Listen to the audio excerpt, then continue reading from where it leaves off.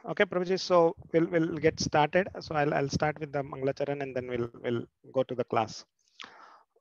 Om Agyantivirandasya Gyananjana Shalakaya Chakshurum Umilitam Yena Tasmai Shri Gurave Nama Shri Chaitanya Manobhishtam Stapitam Yena Bhutale Swayam Rupa Kadamayyam Dadati Swapadantikam Vandeham Shri Guru Shri Yutapadakamalam Shri Gurun Vaishnavamscha Shri Rupam Sagrajatam Sagana Raghunatham Vitam Tam Sajivam Sadvaitam Savadutam Parijana Sahitam Krishna Chaitanya Devam Shri Radha Krishna Padan Sagana Lalita Shri Vishakam Vitamscha He Krishna Karuna Sindhu Dinabandho Jagatpate Gopesha Gopika Kanta Radha Kanta Namostute Tapta Kanchana Gaurangi Radhe Vrindavaneshwari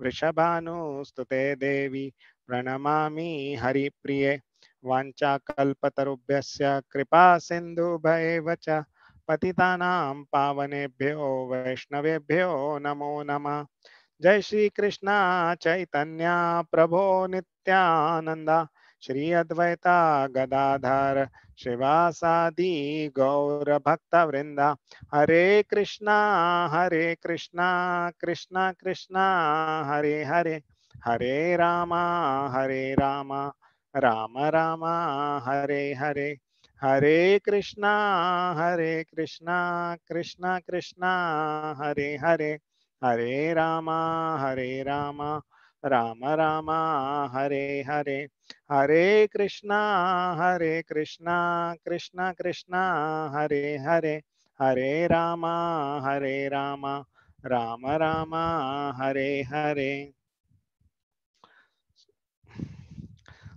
Narayanam Namaskrityam Naram Chaiva Narottamam Devim Saraswatim Vyasam Tato Jayam Udire Nashtaprayeshu Abhadreshu Nityam Bhagavata Sevaya Bhagavati Uttama Shloke Bhaktir Bhavati Naishtiki Krishnaya Vasudevaya Devaki Nandanaya Cha Nanda Gopakumaraya Govindaya Namo Nama Namo Mahavadanyaya Krishna Prema Pradayate Krishnaya Krishna Chaitanya Namine Gauratvishe Namah Namah Pankajanaabhaya Namah Pankajamaline Namah Pankajanetraya Namaste Pankajangrehe Namo Brahmanyaya Devaya Go Brahmana Hitaya Cha Jagadhitaya Krishnaya Govindaya Namo Namaha Namaom Vishnupadaya Krishna Preshtaya Bhutale Srimate Bhakti Vedanta Swami Niti Namine Namaste Saraswate Deve Gauravani Pracharine Nirvishesha Shunyavadi Paschatya Deshatarine Jai Shri Krishna Chaitanya Prabho Nityananda Shri Advaita Gadadhar Shivasadi Gaura Bhakta Vrinda.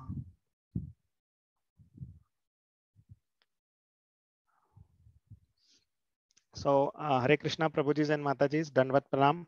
So, today is the auspicious day of Narsing Chaturdasi, and today is the appearance day of Narsingadev. So, Narsingadev comes to this world and he manifests himself um, to protect the devotees. And the beautiful form of Narsingadev is actually is a terror for the demons and it gives a lot of pleasure to the devotees. So so we will talk about the katha Narsingadev katha today, and so to start with, this katha comes in the seventh canto of Bhagavatam. So the seventh canto of Bhagavatam talks about the science of God, right? So this is a picture of Narsingadev killing Hiranyakashipu. So you can see how ferocious Narsingadev is, with his so many arms, and he's very angry. He's absolutely ferocious, and he rips apart Hiranyakashipu, wears his intestine as a garland, and gives pleasure to the demigods, and gives protection to Prahlad Maharaj. So we'll discuss this amazing pastime actually from Srimad Bhagavatam.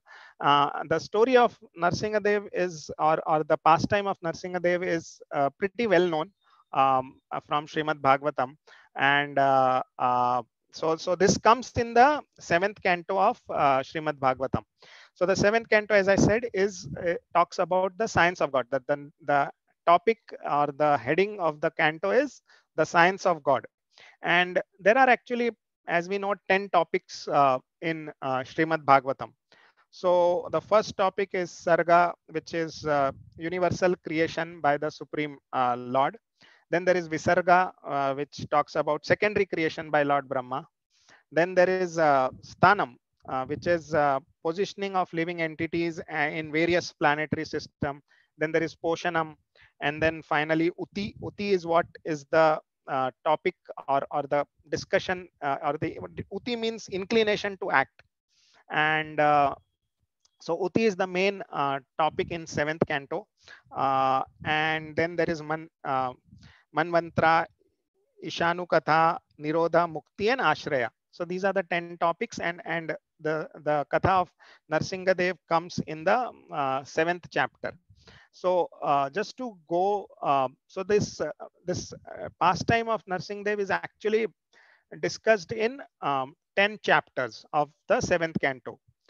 So the main katha, or the main topic in the seventh canto is about Narsingadev only. And what is Uti actually? So Uti is actually Shubh and Ashubh Ichha, or a desire, right? Now there are, or Uti is also inclination. So there can be two types of inclination. Basically, like the Vaishnavas have two types of inclination. One is the anger. So anger of the Vaishnavas, and the second is the mercy of the Vaishnavas. Now, how is this all discussed? Now, when the four Kumaras actually become angry on Jay and Vijay, so that results in the creation of Hiranyakashipu and Hiranyaksha, which actually are nothing but material desires, right? Desires to enjoy, or which are desires, results in material desire basically in the heart. And the mercy of the Vaishnavas, like Narada Muni, right? The mercy of Narada Muni on Prahlad Maharaj, what does it result in? It results in the devotion of heart, in the heart of the devotees. So we should always strive for the mercy of the Vaishnavas rather than the anger of Vaishnavas. So as we said, it is anger in Hindi means cope. So Vaishnava cope, we should not try to make the Vaishnavas angry, and we should always look for Vaishnava Kripa. So the Vaishnava Kripa will give us devotion to the Lord, and Vaishnava cope will actually result in material desires and destruction of our spiritual life. So we have to be careful when we are dealing with the Vaishnavas, and this is what we should strive for. We should strive always for Vaishnava Kripa. So now let's go to, I'll first just talk about one shloka, and then we will go through the entire pastime. So again, this is another picture of Narsingadev, where he is blessing Prahlad Maharaj, where he has been pacified by Prahlad Maharaj, and he is extremely happy with Prahlad Maharaj, and he keeps his hand on Prahlad Maharaj's head to bless him. So he has been pacified, and Prahlad Maharaj does excellent prayers to Narsingadev. And those prayers are, Srimad Bhagavatam is full of prayers, and one of the prayers of, Prahlad Maharaj offering prayers to Narsingadev should be studied and understood, like how to pray. We saw Prithu Maharaj pastime also, where Prithu Maharaj is praying, and here also Prahlad Maharaj is praying to Narsingadev. So to start with, so this is one of the shlokas which comes in the 8th chapter. So we are looking at the 17th shloka. This is actually the appearance of Narsingadev. So let's go through this. Let's read this shloka. Satyam vidhatum nija bhritya bhashitam vyapitam cha bhutesha akhileshu chatmanah adrishyatma adbhuta rupam udhavahan stambe sabhyam na mrigam na manusham. So, so let's go through the word by word translation of this. Satyam means true. Vidhatum, to prove. Nijja bhritya bhashitam, the word of his own servant, Prahlad Maharaj, who had said that the Lord is present everywhere. Vyapitam, Vyapitam is the pervasion. Cha, and Bhuteshu, among the living entities and elements. Akhileshu, all. Cha, also. Atmana, of himself. Adrishtya, he manifested, was seen. Ati, very. Adbhuta, wonderful. Rupam, form. Udhavahan, taking. Stambe, in the pillar. Sabhayan, within the assembly. Na, not. Mrigam, an animal. No, na, nor. Manusham, a human being. So the translation, to prove that the statement of his servant Prahlad Maharaj was substantial. In other words, to prove that the Supreme Lord is present everywhere, even within the pillar of an assembly hall, the Supreme Personality of Godhead, Hari, exhibited a wonderful form never seen before. The form was neither that of a man nor that of a lion. Thus, the Lord appeared in his wonderful form in the assembly hall. So, so this is the appearance of Narsingadev. He appeared from a stamba, and he was neither a man nor a human being. Sorry, neither an animal nor a human being. So he had a adbhutam. Adbhutam is very different and very wonderful. Rupam. So he had a very wonderful form, and he appeared. Why did he appear? He appeared to prove that the words of his devotee are true, and also to give him protection. So the Lord always actually protects the devotees, and the Lord always makes sure that whatever the devotee has said turns out to be true. It might happen that the Lord may make his own words become false, but whatever the devotee says, the Lord will make sure that those come out true. So the words of the devotees are never go in vain actually. So whatever the devotee says or does, I mean, the Lord is very happy actually to serve his devotees, and to and that's why the power of bhakti is extremely strong. I mean, it gives you ability to be able to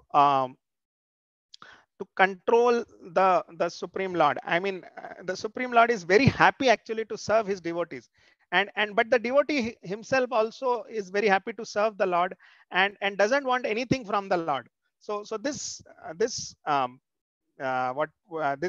exchange of love between the devotee and the God is amazing, and it is not.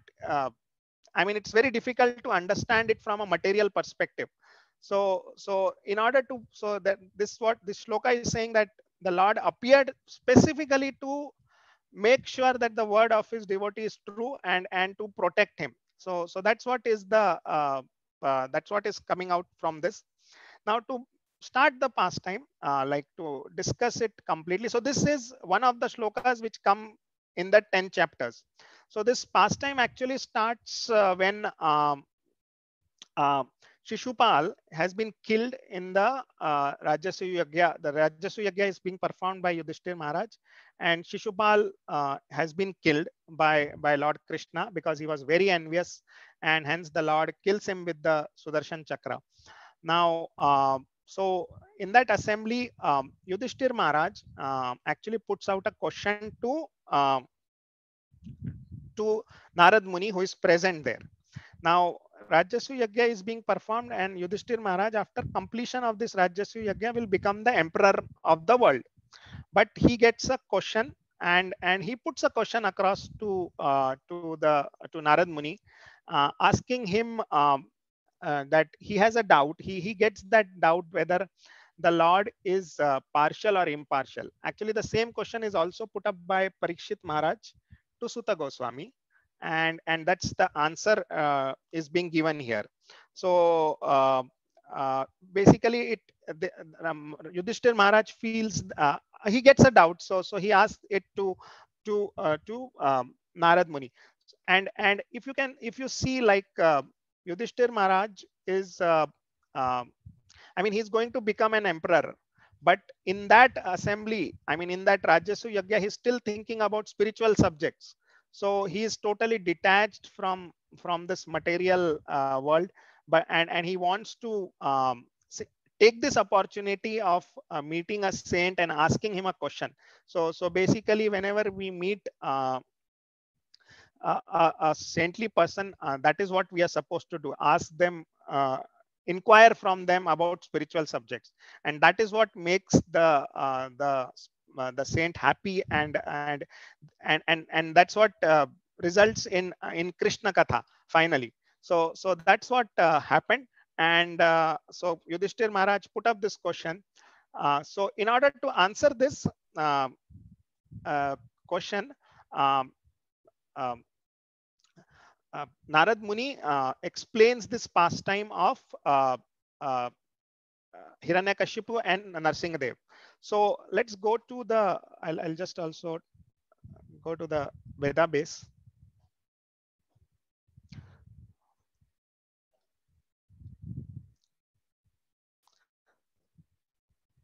So you can see that there are these 10 chapters actually talk about the pastime of Prahlad Maharaj and Narsingadev.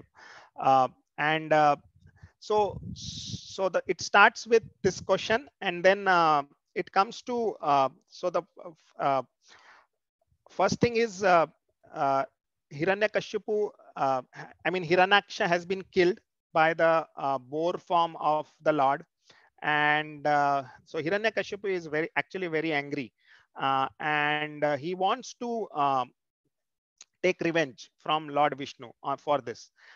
So he is trying to instruct he's trying to instruct the demons that please go and try to destroy uh, the anything which gives power to Lord Vishnu. So he asks them to destroy. He asks his demons to actually destroy cows, destroy the brahmanas, and destroy the scriptures. So if we see today, that's what is happening even in the modern society. I mean, because these three things, cows, scriptures, and the brahmanas, they create an environment for spiritual progress. I mean, it is easy when you have these things available. When the cows are protected and they are happy, they give milk, and by drinking the milk, it helps us to it gives us that intelligence, and the brahmanas give knowledge about the scriptures, and when you study the scriptures, you actually get spiritual knowledge. So the demon Hiranyakashipu wanted to attack to the very basics of the Vedic society. He wanted to destroy the Vedic society. So he was actually an Asura.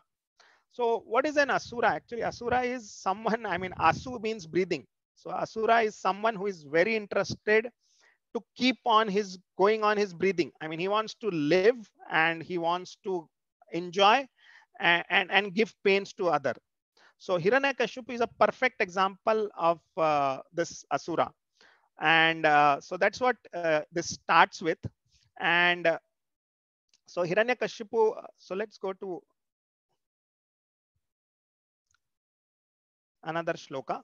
So here I'm going to take few shlokas from this 10 cantos just to connect the pastime. So so just tasma. So this shloka talks about uh,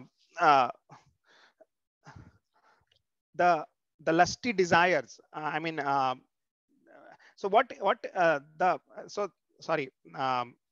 What what is happening is Narad Muni is actually explaining and he says that even if you have enmity or affection or lusty desire, if a conditioned soul somehow or the other concentrates his mind upon the Lord, the result is same for the Lord because of his blissful position is never affected by enmity or friendship. So the Lord is absolute and he is not affected by enmity or friendship.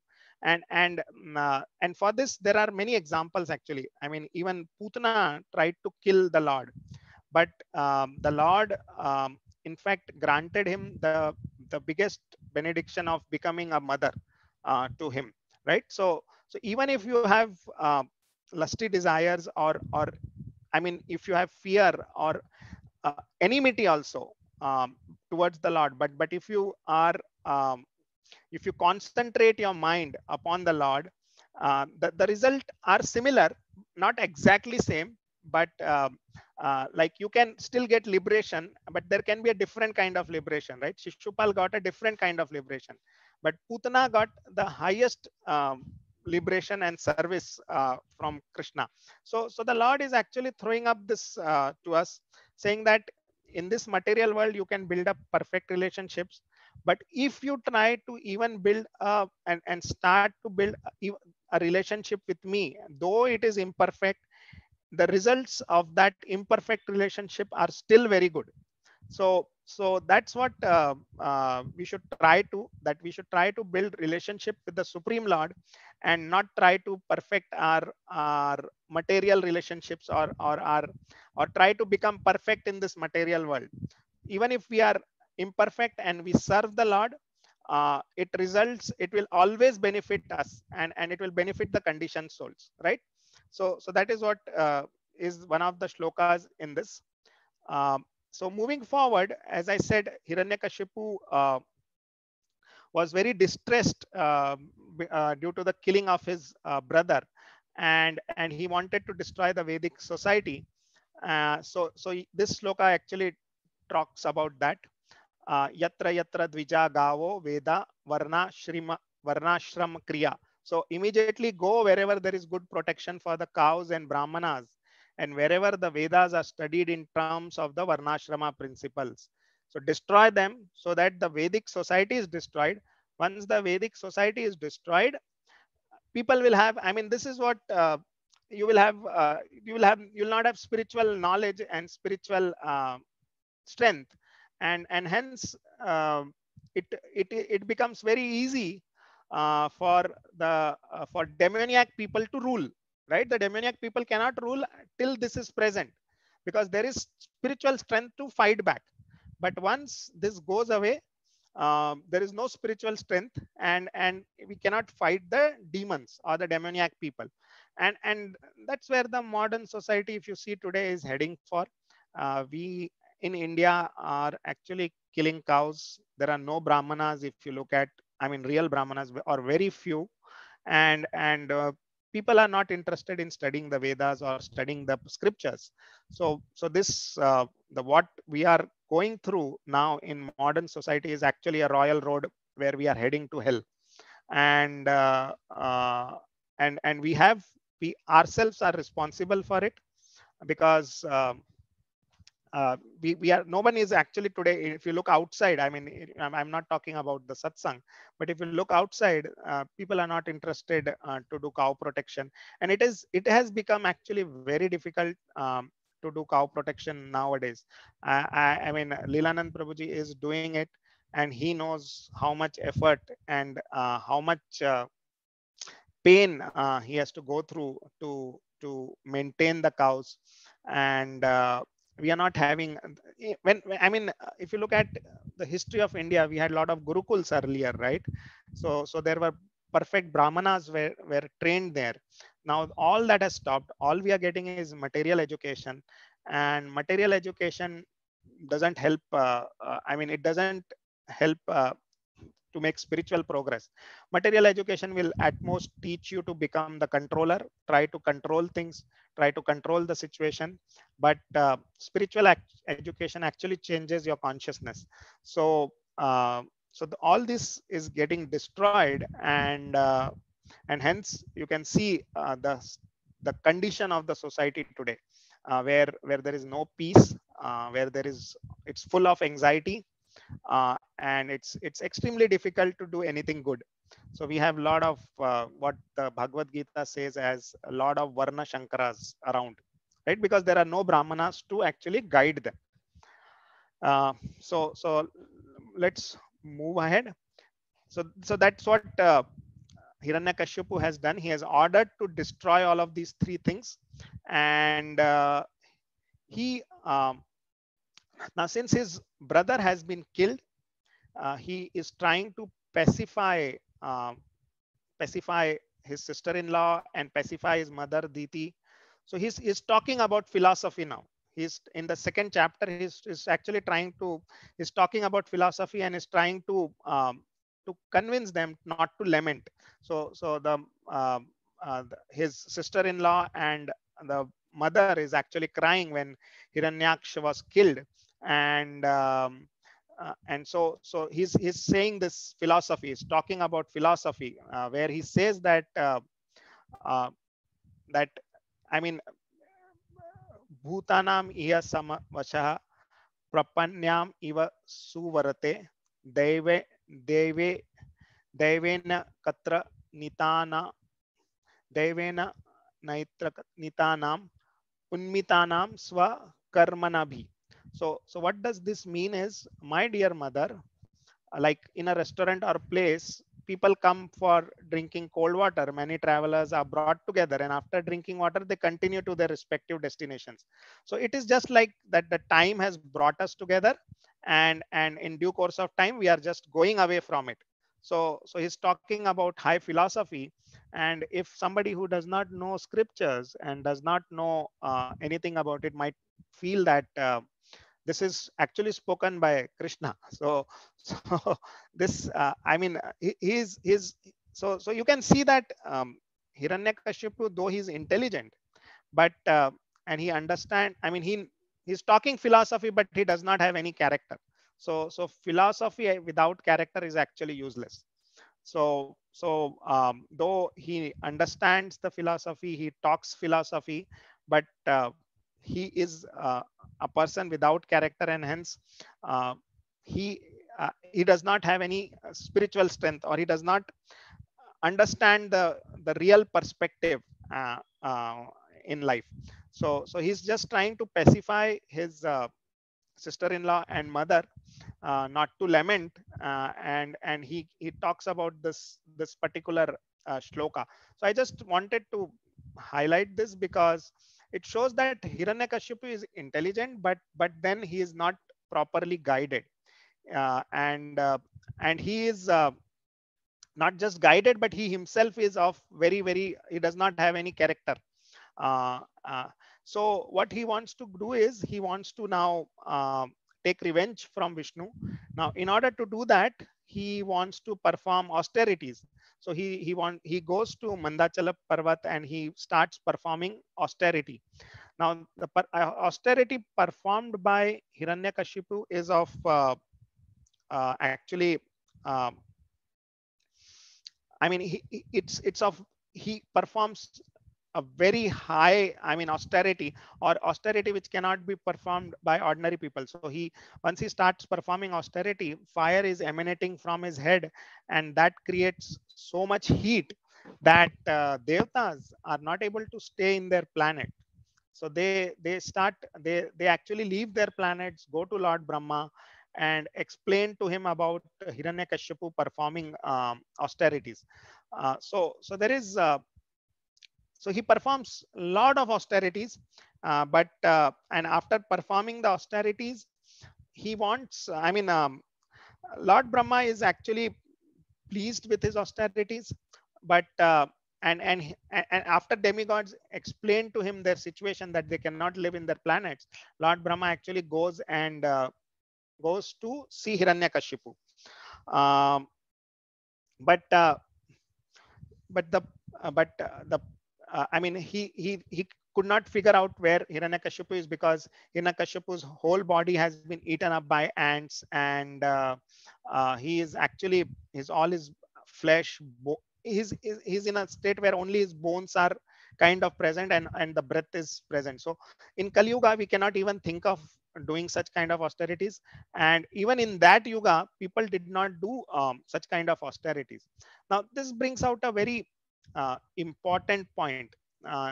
So Hiranyakashipu performed austerities. So he did austerities. So now, if you look at even Dhruva Maharaj performed austerities, but the difference is Dhruva Maharaj was actually guided by a spiritual master. So Hiranyakashipu is not guided by any spiritual master, and he is doing it on his own.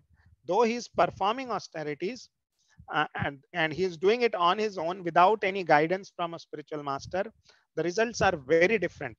And if you look at Dhruva Maharaj also performed austerities, but he was guided by Narad Muni. So the destination for Dhruva Maharaj is he got darshan of Lord Vishnu.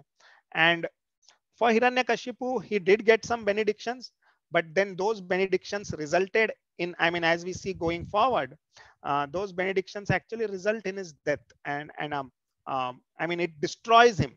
It does not give him any benefit, and completely destroys him. So that's what happens if you, if even if you are doing something good, but if you are not guided properly, or I mean your intent, I mean if so the point here is, if you do not have guidance from a spiritual master, the activities which you do may not result in it may not give you the correct results, and may in fact cause more harm than any good. So that's what is happening here. Hiranyakashipu is doing the austerities. He wants some benedictions from Lord Brahma, and so Lord Brahma actually appears before him, and and Hiranyakashipu is actually very happy. He sees Lord Brahma, tries to be very humble. He bends down. He pays obeisances to Lord Brahma, and then he says. Uh, I mean, he says, okay, if you want to give some benediction. So he's trying to show his humbleness, but then he actually the main aim for him to doing the tapasya was to get he actually wanted to be eternal. So the if you look at, our soul is eternal, but Hiranyakashipu, the difference is that he wanted to be eternal in his body so that he can enjoy the senses. And that was a big difference. Now, that was the difference, but then that difference has a very large repercussions, right? Our We are eternal. The soul is eternal, and the soul is eternal in service of the Lord. But Hiranyakashipu wanted to be eternal, to control the world, to be able to control everything. He wanted to enjoy the world, right? So the difference, and because of that, he is actually finally destroyed. So so maybe our Krishna conscious philosophy, I mean, is all about destroying this material desires, right? We want to get rid of the material desires, so that we can serve the Lord, and can remain in service of the Lord. But these material desires will actually uh, deviate us from this path, and create problems for us. So and that's what is also, if you look at is the difference between austerity and what austerity and higher taste, right? So the austerity is actually to give up something which you like grudgingly, but higher taste is you give up because, I mean, it's very easy to give up when you have that higher taste. So that is what we want to achieve. We want to achieve that higher taste, and give up all these material desires. So what is the benediction that Hiranyakashipu is asking from Brahma? Is he is saying that, grant me that I do not die within any residence or outside any residence during the daytime, and nor on the ground or in the sky. Grant me that my death not be brought by any being other than those created by you, nor by any weapon, nor by any human being or animal. So he is asking for a, I mean, you can see this, na bhumao, na ambare. So neither earth nor sky, um, na antar na bahir, right? Diva natakam, right? So I do not want to be killed by anything, right? I do not want to be killed by anything which is created by you. So that's what is the benediction he's asking from Lord Brahma. Now he's I mean, as Lilanand Prabhuji says, this is he's trying to get a comprehensive insurance policy, but he does not understand that the Supreme Lord, in order to protect the devotees, or to serve the devotees, can come in any form. I mean, he is ready to do anything for his devotees. Like, even if you look in Vrindavan, um, I mean, there is a very famous poet, or famous devotee actually, by the name Ras Khan. And Ras Khan was actually a Muslim, and he visited Vrindavan, and he became a very I mean, he was very devoted to Lord Krishna. And Ras Khan says that there is a very good dohas by Ras Khan, not dohas actually, um, poems I could say, by Ras Khan, where he says that the Lord is, I mean, the demigods are trying to get him. The Vedas describe him as Abhed, Ached. So he's giving the qualities of the Lord. But that Supreme Lord, the same Supreme Lord, is actually dancing. I mean, to please his devotees. I mean, a simple gopi is making the Supreme Lord dance, and for what? For just a cup, or a handful of chach or the buttermilk. I mean, that Supreme Lord, in order to please his devotees, is ready to dance for just a small quantity of buttermilk. I mean, imagine this: the Supreme Controller, absolute truth. I mean, he has everything. I mean, that Supreme Lord is controlled by a very simple devotee, and what is he doing? He's dancing to give pleasure to that devotee, and that devotee is just offering him, I mean, in return, is offering just a cup of chach. So it's not what they are offering, but the love which is there between them is what is important. So that's what is the power of bhakti. And you can, there are many examples actually like this, where the Lord, in order to please the devotees, um, goes to any extent. Even in the Mahabharat Yuddha, Arjuna, I mean, Bhishma was fighting with Arjuna, and Arjuna was not able to defeat Bhishma. So the Lord gets, I mean, in order to protect Arjuna, the Lord is ready to pick up his weapons. Lord Krishna had taken a vow that I will not pick up weapons during the war, but to protect his devotees, he is ready to break the war. He is ready to do anything. So that's what the demons don't understand, and that's what Hiranyakashipu is not able to understand, that the Lord, if he wants to protect his devotees, he can come, and he can, I mean, he can do anything for that purpose. So he's trying to get a policy, insurance policy, but then that policy is of no use and will fail miserably, as we see further. um, so going forward, uh, and so now what is, Hiranyakashipu has got this, and Hiranyakashipu got the benediction. He now, he actually defeated all the demigods. He captured all the planets. He captured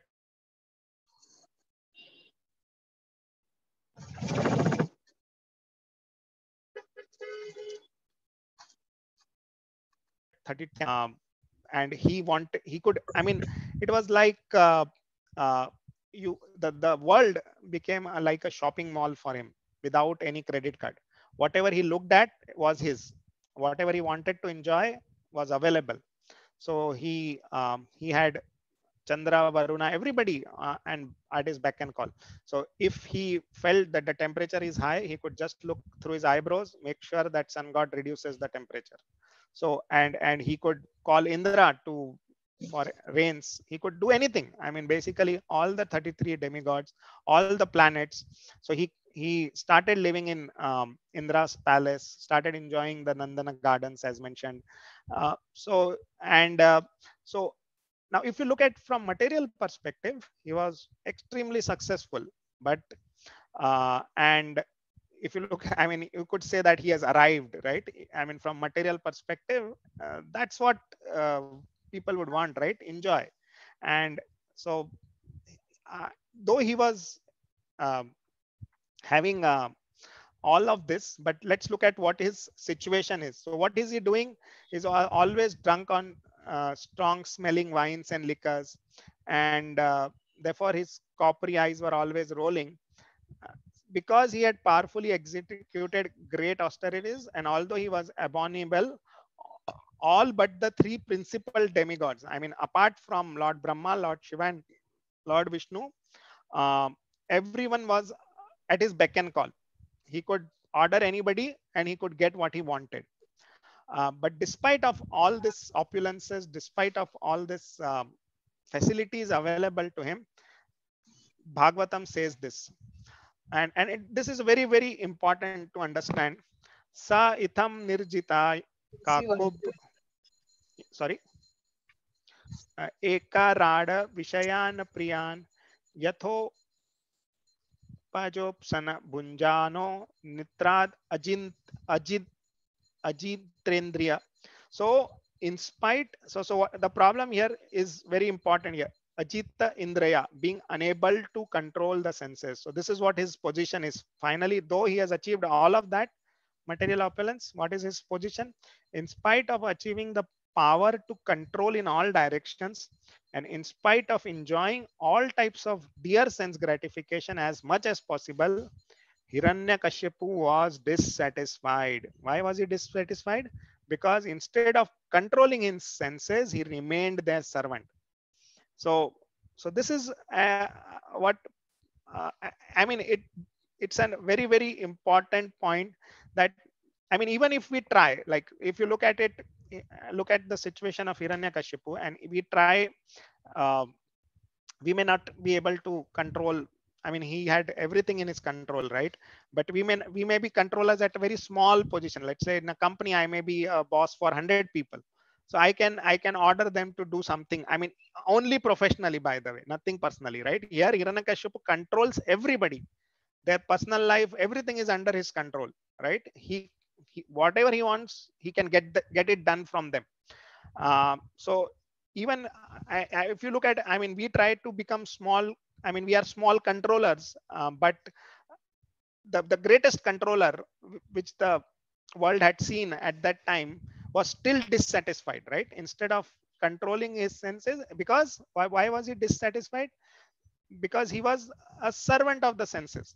So no matter what you do, whatever opulences you gain, whatever you can control, finally if your senses are not controlled, then you will not be satisfied. And that is one of the most important points in this pastime to look at, right? That if you are a servant of your senses, no matter what you achieve, what you do, you will remain dissatisfied. uh, Now let's go further. So now uh, the demigods were very dissatisfied, right? He was controlling them. He was very cruel. He was actually torturing them, and so the demigods went to Lord Vishnu and tried to uh, tell him their position. And so the Lord actually tells the demigods that I will protect you. So this is one of the shlokas which comes in the 4th chapter. When one is envious of the demigods who represent the supreme personality of the Godhead, of the Vedas, which give all the knowledge of the cows, Brahmanas, Vaishnavas, and religious principle, and ultimately of me, the supreme personality of Godhead, he and his civilization will be vanquished without delay. So this is again another thing which comes out, that if you become envious of the Supreme Lord, or if you try to destroy the cows, Brahmanas, Vaishnavas, or if you try to offend the Vaishnavas, then it is guaranteed that you will be destroyed, right? So the Lord tells the Devatas that he will be ultimately destroyed. And when will he? Now if you look at it, the demigods are already in his control, the cows, brahmanas, and he has tried to I mean, he has already offended all of this. But one of the most important thing which the Lord says is in the next sloka, that when Hiranyakashipu teases the great devotee, now when he offends my devotee Prahlad, his own son, who is peaceful and sober and who has no enemy, I shall kill Hiranyakashipu immediately, despite the benedictions of Brahma. So the Lord assures the demigods that when Hiranyakashipu will torment Prahlad Maharaj, who is a great devotee, then his end will be near. I mean, he will be destroyed. Nobody can uh, protect a person who offends the devotee, right? So this again is we should never try to offend any devotee of the Lord. I mean, the Lord can tolerate his own. I mean, you can tolerate something done wrong to him, but the Lord will never tolerate something which is done wrong to his devotee. So the Lord can tolerate uh, his insult also, but if the devotee is harmed, or if the devotee is insulted, then the person who is doing it, we rest assured that he will be destroyed. And that's what the Lord says to the demigods, that I will destroy Hiranyakashipu once he offends my devotee Prahlad. So the demigods are assured, and then the pastime continues. So now this talks about the character of, finally, I mean, going further, the character of Prahlad Maharaj is described. How he is, though he is born in a family of Asuras, he himself was not a Asura, but a great devotee of the Lord. He was never envious of Vaishnavas. So that is another important point, that we should not be envious, right? We should not try to offend the Vaishnavas. He was not agitated when put in danger, and he was neither directly nor indirectly interested in the fruitive activities described in the Vedas. Indeed, he considered everything material to be useless, and therefore he was completely devoid of material desires. He always controlled his senses and life air, and being of steady intelligence and determination, he subdued all lusty desires. So the character of Prahlad Maharaj is described. And how did Prahlad Maharaj develop all this? Because when he was in the womb of his mother, Narad um, Muni actually trained him, or gave him that spiritual knowledge. So you can see that uh, children, I mean, if we also see in our satsang, children who are young and who are trained in spiritual education or spiritual knowledge from a young age, they develop that determination. They develop, it is easy actually when we do it at a younger age. And as we grow up, as our intelligence, I mean, as we I mean, you would say, uh, not intelligence, but as our understanding of the world, or our exposure to the world, or as we become more conditioned by the material world, it becomes difficult to take up this path of Krishna consciousness. Not difficult, but it is not straightforward. But the children, um, if they are trained from a young age, they pick it up very easily. It's natural for them, and then they become very determined and fixed up in this. So, and that's what our gurukuls earlier used to do. They used to train the children so well that nothing in life later actually shook them, or their faith was never shaken so badly that they gave up this path of bhakti. So now what is happening is, we don't train the children, and hence um, and once they grow up, it is difficult. So for I mean, we are lucky at least to have come in this path of Krishna consciousness by the mercy of Srila Prabhupada. But and it's an opportunity, if we can clearly see from this pastime that if the children are trained properly, they become very fixed up and determined, and then later in life it is it's they never deviate from that path. uh, so let's move ahead now. uh, as we see, he was Krishna Graha Grihita Atma, right? This word Krishna Graha Grihi Atma, by Krishna, who is like a strong influence, right? So again, this is further development of the character of Prahlad Maharaj. From the very beginning of his childhood, Prahlad Maharaj was uninterested in childish playthings.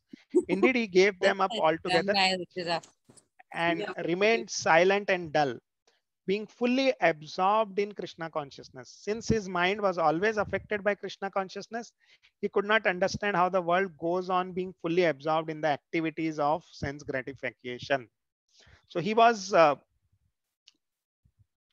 very submissive. You can see he was uninterested in childish things and remained silent and dull. I mean, though it says the word dull, it is not in the sense of I mean, dull by intelligence. Dull by, I mean, he was very submissive. So people felt he was dull. He was silent. And his mind was always affected by Krishna consciousness. He could not, and he felt out of the world actually. He felt that he could not understand how the world goes on being fully absorbed in the activities of sense gratification. So it felt very odd to him that people are just attracted towards sense gratification. And that's what we also, I mean, feel, right? I mean, once we come into Krishna consciousness, we also see that how is this world fully absorbed only in the activities of whatever you see around, whatever this, I mean, whatever is happening or whatever is being done right now, no matter whatever you call as advancement in terms of technology, in terms of whatever, it's all about finally sense gratification. The underlying principle is sense gratification. And Prahlad Maharaj felt very odd with it. He felt at odd. He could not understand why people are wasting time and just absorbed in sense gratification. So this character of Prahlad Maharaj comes out very clearly. He was fully absorbed in Krishna consciousness always, and he was very submissive. Then so now as this goes forward, Prahlad Maharaj is actually sent to so Hiranyakashipu wanted to train Prahlad Maharaj or teach Prahlad Maharaj, right? That is a favorite pastime for all the parents, right? We want to educate our children. So similarly, Hiranyakashipu at that time wanted to educate his son, and so he employed Shanda and Amarka, who were sons of Shukracharya, to train Prahlad Maharaj. So he sent them to their Gurukul, you can call it as Gurukul, to teach. And so one day, basically, Prahlad Maharaj comes and sits on the lap of Hiranyakashipu, and Hiranyakashipu asks Prahlad Maharaj, "What have you learned from your teachers?" So Prahlad Maharaj replies like this. So this is the first time where Prahlad Maharaj has come and Hiranyakashipu has asked him, "What have you learned from your teachers?" So Prahlad Maharaj replied, "O best of Asuras, king of the demons, as far as I have learned from my spiritual master, any person who has accepted a temporary body and temporary household life is certainly embarrassed by anxiety because of having fallen in a dark well and where there is no water but only suffering. One should give up this position and go to the forest. More clearly, one should go to Vrindavan, where only Krishna consciousness is prevalent, and should thus take shelter of the Supreme Personality of Godhead. So Vanam Gato Yad Harim Ashrayata." So take ashray of Lord Hari. Now this is what, to whom he is speaking to. He is speaking to Hiranyakashipu, and Hiranyakashipu is has, I mean, he has personal enmity, or he is, I mean, he is has enmity with Lord Vishnu. But Prahlad Maharaj, being fearless, is actually trying to preach Krishna consciousness to him. So no matter what the situation is, the devotee will always preach Krishna consciousness, and that's what comes out here. That Prahlad Maharaj, being a devotee, is preaching Krishna consciousness to Hiranyakashipu, and who, I mean, without thinking about the consequences of what will happen to me, he's giving the the knowledge of Krishna consciousness. And um, but the demons, when they are actually given some knowledge or given some helpful thing, they become angry. I mean, and that's what we see even today, right? That if we try to preach Krishna consciousness to someone, people get angry. We try to do book distribution, they become angry. Why are you doing this to me? Right? So that's what happened with Hiranyakashipu, right? He was, I mean, this like a stuck like a thunderbolt to him. He was very, very angry with his son, uh, and he turned to the the teachers, because he felt that the teachers are not teaching him properly. Right? This is the first time. So Hiranyakashipu then turns to the assistants, like he turns to Shanda and Amarka, and what does he say? Hiranyakashipu advised his assistants, my dear demons, give complete protection to this boy at the Gurukula, where he is instructed, so that his intelligence will not be further influenced by Vaishnava who may go there in disguise. So Hiranyakashipu thinks that he is being trained in this by somebody else, and hence what he tells Shanda and Amarka, that please protect this boy. His intelligence is being corrupted by the Vaishnavas, and because the Lord always changes his form and dress and all, right? So the Vaishnavas are also coming in disguise. That's what he's thinking, and so he asks Shanda and Amarka to protect his son. And then Shanda and Amarka actually want to find out the source. So what they do is they try to talk to Prahlad Maharaj sweetly, um, try to get that information from where he has got this training. But Prahlad Maharaj is now Prahlad Maharaj actually starts preaching Krishna consciousness to Shanda and Amarka. Now when they are questioning him to know the source of who trained him in this, actually Prahlad Maharaj starts giving this knowledge to Shanda and Amarka. So he starts trying to preach to Shanda and Amarka, and so what Prahlad Maharaj says is, I'm surprised that you are not interested in this knowledge. Oh Brahmanas, teachers, it is as natural as iron attracted by a magnetic stone moves automatically towards the magnet.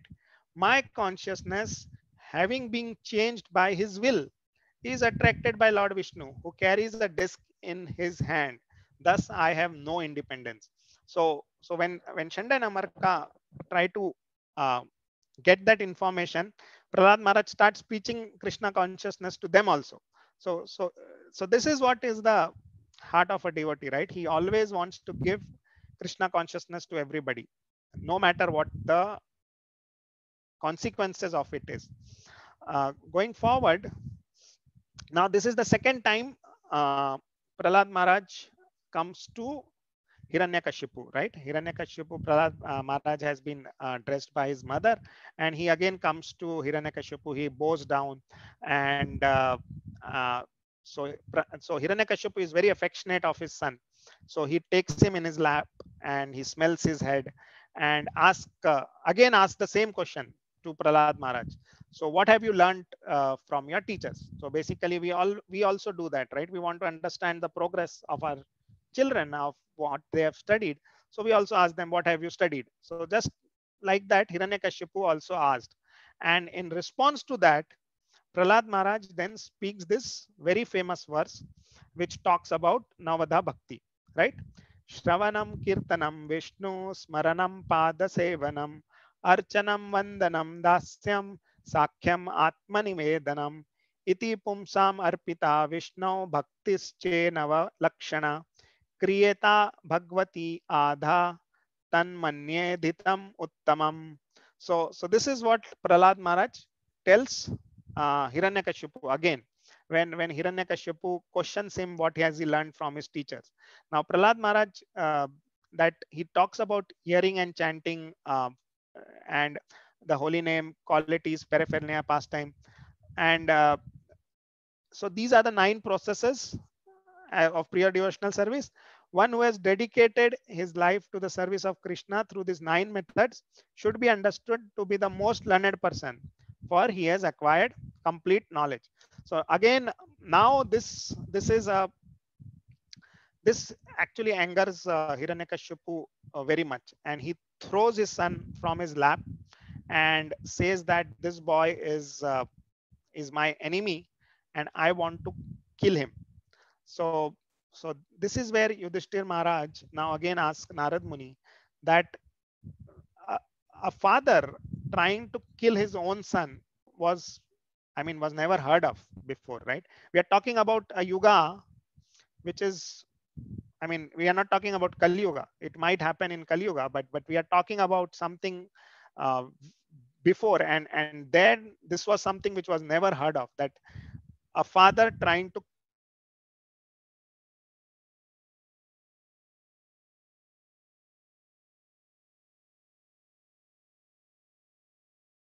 kill of ours, which I mean, it becomes so strong that any change or any plan of ours which is not successful makes us intolerable. Now you look at Hiranyakashipu's position. He has control over all the devatas. He has control over the entire universe. But a 5-year-old boy is challenging him. He cannot control him. He cannot uh, do anything to him, and that's what makes him very angry. And that's what we can also see in our life when our false ego becomes very strong, and we try to control things, and when they are not, they don't go as per our plan, we become angry and upset. And so it's the same thing happened with Hiranyakashipu, um, that he could not control his own son, and hence he wanted to kill him. That is what is the false ego which is actually ruling over him. uh, so he says, he orders his guards, and that that Prahlad Maharaj should be killed. He should be killed by throwing him from a hill, by putting him under the elephant. So they try various methods. They put him in a snake pit full of poisonous snakes. But at all the places, Prahlad Maharaj is absolutely silent and absorbed in Krishna, absorbed in thinking about the Lord, and is protected by the Lord. So now Hiranyakashipu has a very serious doubt. He starts thinking that I cannot do any harm to him. I cannot kill him. Now will he result in my death? So he gets that. He gets that doubt, and he starts thinking of it.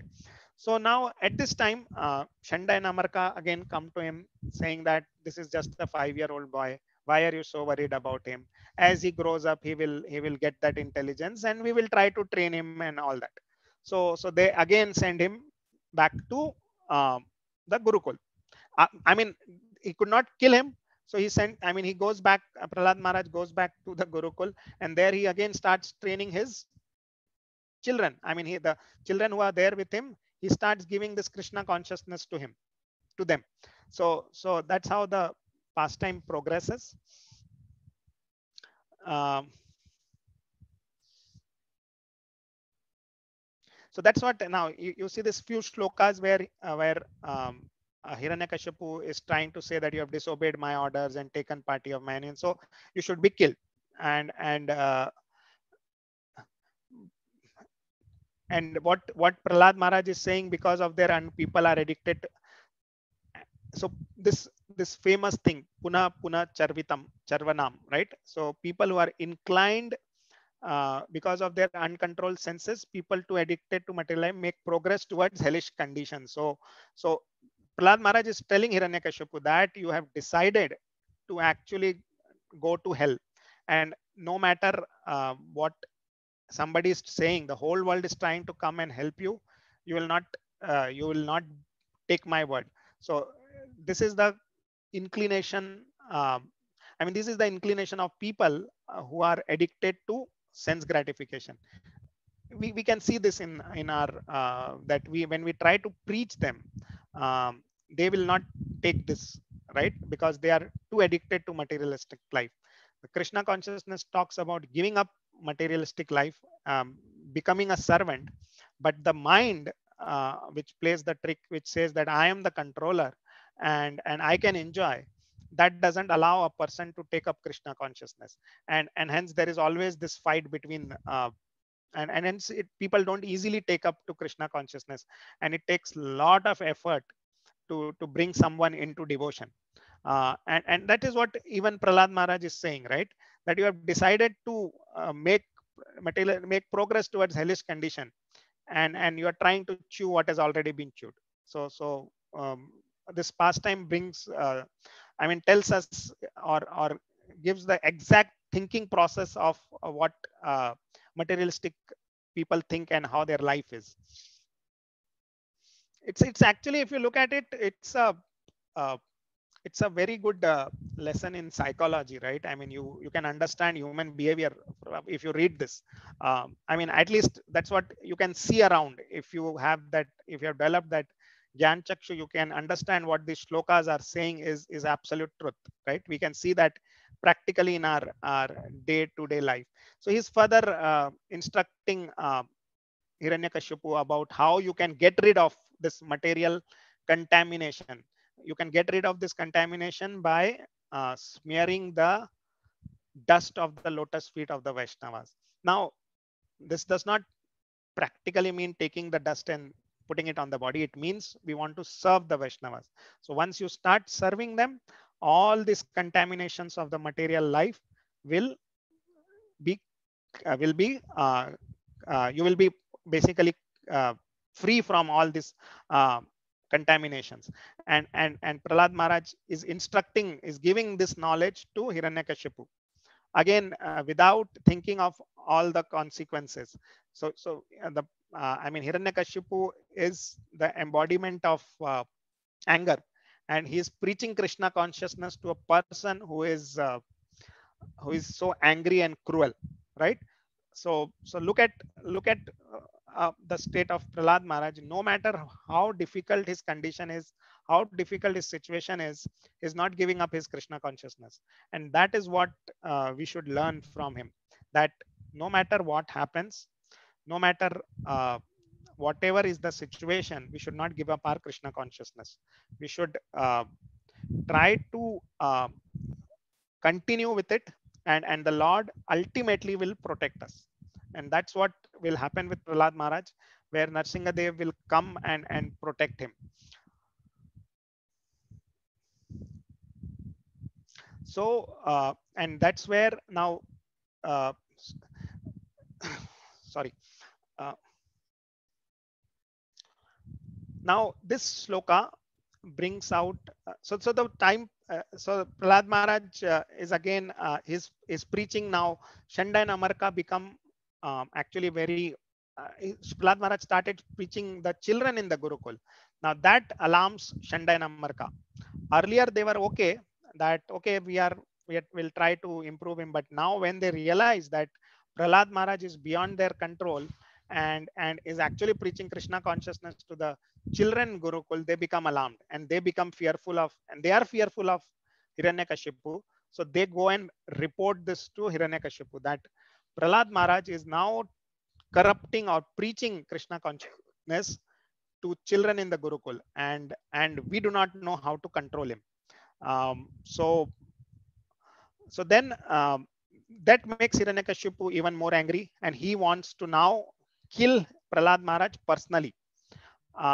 And so he's now I mean he Prahlad Maharaj is present in the assembly, and he takes a sword in his hand and he wants to kill Prahlad Maharaj. And that's what he's asking. Prahlad Maharaj, oh most unfortunate Prahlad, you have always described a supreme being other than me, right? Mandayo Jagdishwara. Mandayo is you are unintelligent and you have described a supreme Jagdishwara, uh, who is more supreme than me, who is above everything, who is the controller of everyone, who is all pervading. But where is he? If he is everywhere, then why is he not present before me in this pillar? Kasmat sambe na drishyate, right? That's what he's asking Prahlad Maharaj. That why are you? Why cannot I? I mean, if he's present everywhere, is he present in this pillar? He's asking this, and uh, the main problem, the psychological problem of Hiranyakashipu, if you look at, is brought in this. There is someone more powerful than him, Jagdishwara, someone. So supreme, described a supreme being other than me. He was not happy with this, or he thought that he is the supreme controller, right? So the complete psychology, or the problem with Hiranyakashipu is brought out here, right? You look at it, he thought that he was the supreme being and controller, but Prahlad Maharaj is challenging that and saying that there is a supreme being other than me, other than you, my father, and you and me are all his servants. And Hiranyakashipu actually asked him, from where are you getting this power? And to reply to that question, again, Prahlad Maharaj says that we are getting the power from the same, you and me are getting the power from the same person, the Lord Hari. So this actually irritates, or I mean, this makes Hiranyakashipu boil, right? You have described a supreme being other than me, and that's what is with the problem with demoniac people. They think that they are the controllers, and there is nobody superior to them. And but uh, but as Prahlad Maharaj mentions, the Supreme Lord is above everybody, and he is the ultimate controller, and that's what uh, Hiranyakashipu does not like, and he wants to kill Prahlad Maharaj with the sword, right? So uh, now, so and that's where the next sloka which comes in, where we saw this, right? That's where Prahlad Maharaj, I mean, he tries to kill, and the pillar breaks up, and Narsingadev appears. So Narsingadev actually appears, and he comes out as from the stamba as Namrigam na Manusham, and then a battle starts between Hiranyakashipu and Narsingadev. So Narsingadev is actually very ferocious. His eyes are boiling. He's very angry because his devotee has been hurt, and he starts actually he starts playing with Hiranyakashipu for some time, just like a cat plays with the mouse before killing it, right? So he's just playing with Hiranyakashipu, and Hiranyakashipu is actually thinking that I will not be destroyed. I mean, I can still fight and win. So he starts fighting with Narsingadev, and the demigods, they are looking from above, and they are looking at this fight, and they are telling Narsingadev that please kill him quickly. Don't wait. Don't stop. Now the devatas are actually very fearful of Hiranyakashipu, right? And so when Hiranyakashipu looks up, they actually hide behind the clouds. Now look at this, right? The devatas are not. I mean, the manifestation of Narsingadev is there. They are not confident that Narsingadev will kill Hiranyakashipu, and wants Narsingadev to kill Hiranyakashipu quickly. But a devotee, I mean, the demigods are also devotees. But if you look at Prahlad Maharaj, right? The Prahlad Maharaj has complete confidence that Narsingadev will come and protect me. The Lord will come and protect me. So he's completely calm and satisfied.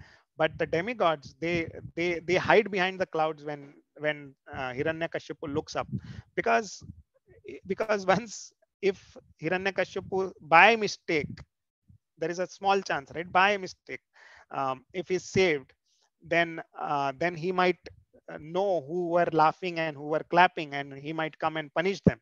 Now, why would they think like that? I mean, the Lord has his own plans, right? The Lord may say, okay, Abhi, I may not kill him now. I will kill him little more. I'll give him more time. So they don't know the plans of the Lord, and hence they just hide behind the clouds.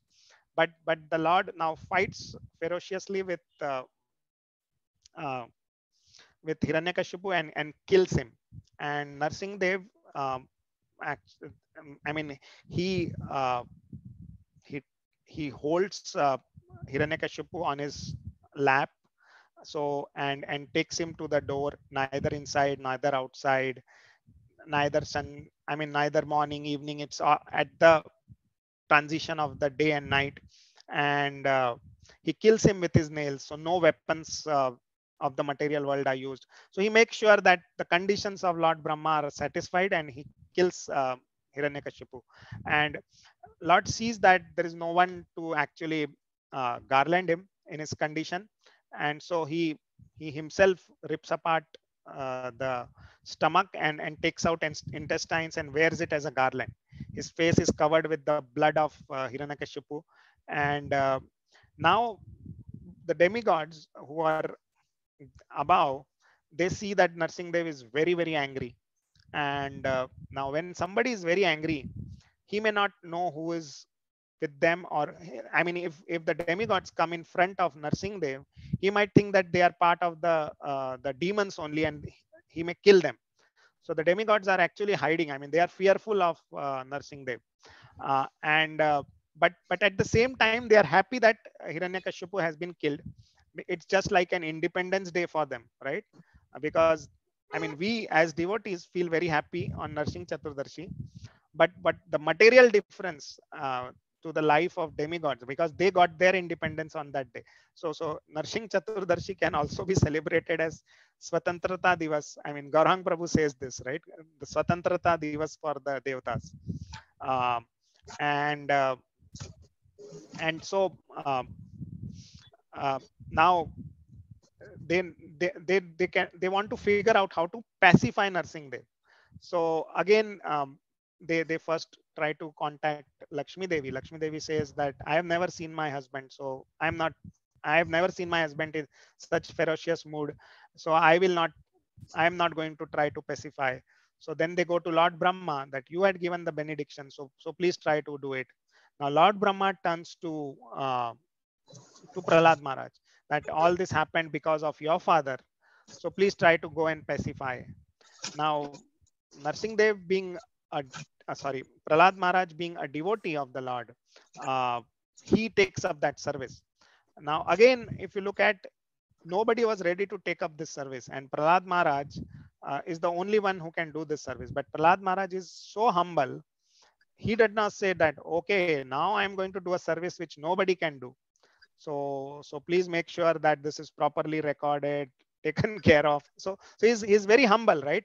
And he goes and uh, pays Dandvat to Narsingh Dev, and and then he offers very good prayers.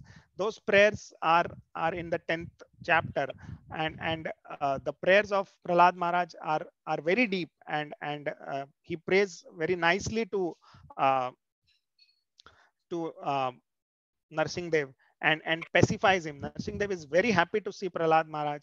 He puts his hand on Prahlad Maharaj and blesses him.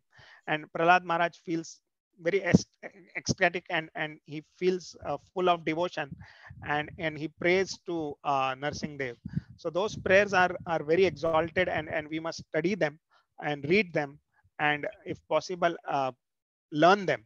That is what is uh, basically the prayers of Prahlad Maharaj, and it pleases Narsingh Dev very much.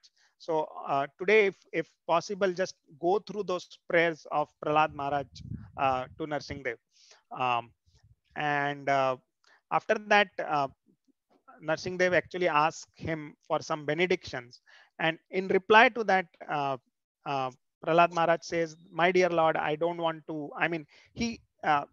I don't want to do business with you. I'm not interested in any benedictions from you. And I just want a benediction. And now if you are giving me a benediction, I just want a benediction that I do not have any material desires. So that's what uh, Prahlad Maharaj asks from Narsingh Dev. And that is what should also be our mood today when we pray to Narsingh Dev, that please get rid of our material desires. Uh, Please protect us from this material world, and help us in this path and progress towards bhakti in Krishna consciousness. So with this, I'll stop here. If there are questions, we can take that.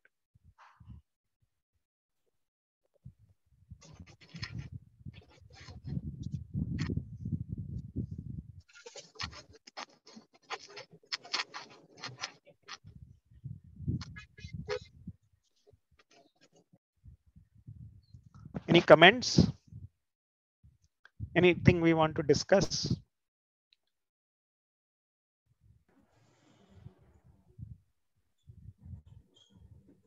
Hare Krishna Prabhuji, wonderful. Thank you, Prabhuji. On Narsinga Chaturdasi, about Narsimhadev. Thank you very much, Prabhuji. Thank you, Prabhu. I actually, I mean, see, this pastime is very, very sweet. I mean, if you read, I mean, I'm not very good at reading Sanskrit, but if somebody reads this, understands, and you read the purports also of Prabhupada, they are excellent. I mean, the Navida Bhakti, it it brings out the entire philosophy of Krishna consciousness. This pastime of Prahlad Maharaj and Narsingh Dev. Um, I mean, it there are wonderful prayers.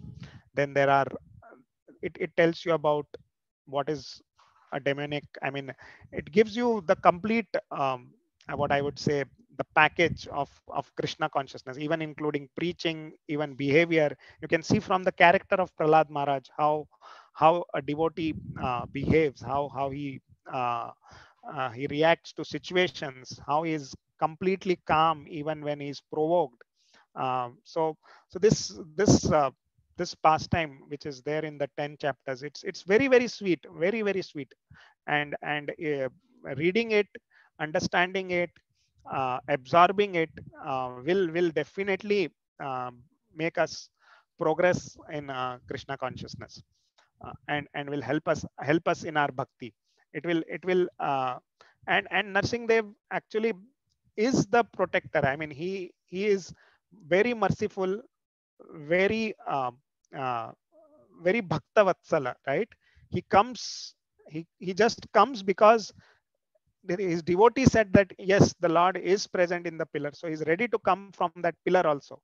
So for the devotee, the Lord is ready to take up, I mean, do any service, and that comes out from this pastime as well.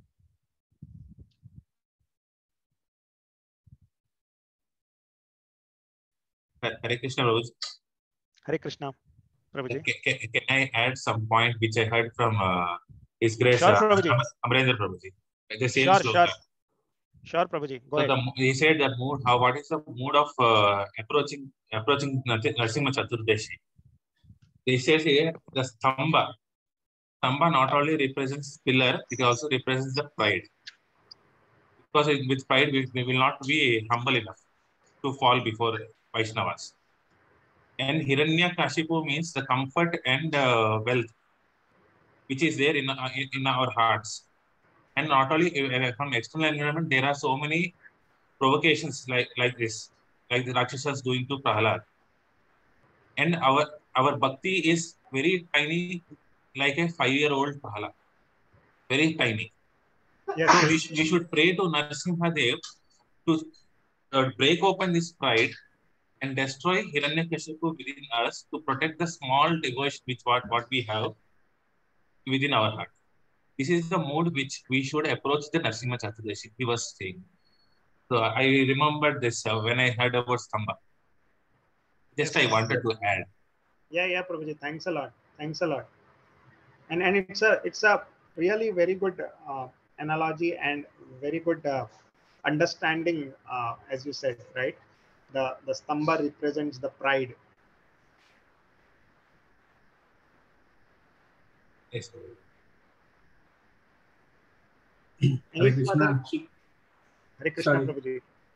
Sorry, Prabhuji. Sorry. Go ahead. Hare Krishna. Dandavad Pranam. Thank you very much. This whole canto, the 7th canto, is dedicated for the Leela of Maharaja, and it's very, very nice, Prabhuji, that today we are able to hear the story again. And as you said, there are so many purports, and then there are prayers of Prahlada. Then Maharaja talks about so many other things before the story and after the actual story happens. And like everybody, as you said, should read the purports in detail. And it's a very nice thing that we are, like every time we do that, that's a very nice thing for every person. If you remember, even previous years, we sit and read the complete canto, the translations and purports. And as you said, there is a protector, and we always run to him for any problems. And he is a very merciful incarnation of Lord Krishna, and they're very dear to us.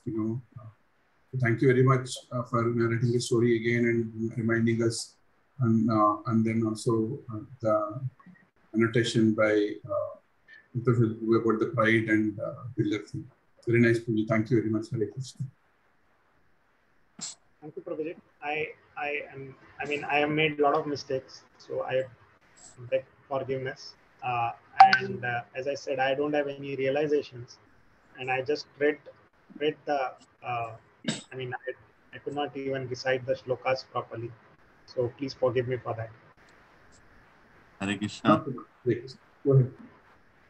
Hare Krishna. Dandavad Pranam. Happy Narsinga Chaturdashi to you, Prabhuji, and to all wonderful families in our group. Very, very happy Narsinga Chaturdashi, and a wonderful discourse, Prabhuji. So I heard it from the first minute, and it was so nice. You repeated so nicely, the essence of Narsinga Leela, and thank you for that. And I sincerely pray that Lord Narsingadev should remove all the obstacles in your spiritual progress, in all our spiritual progress, so we all reach his lotus feet. Thank you very much, Prabhuji. Thank you. And please, everyone, come a little early today so that you can help us in arrangements. And there are a lot of us coming. Let us nicely celebrate Narsinga Chaturdashi today evening. Yes, Prabhuji. Sure. Thank you, Prabhuji. Dandavad Pranam. Thank you. Panchakalpatarubhasya kripasindumbhyascha kristanam pavanebhyo vaishnavedhyo ananta koti vaishnava.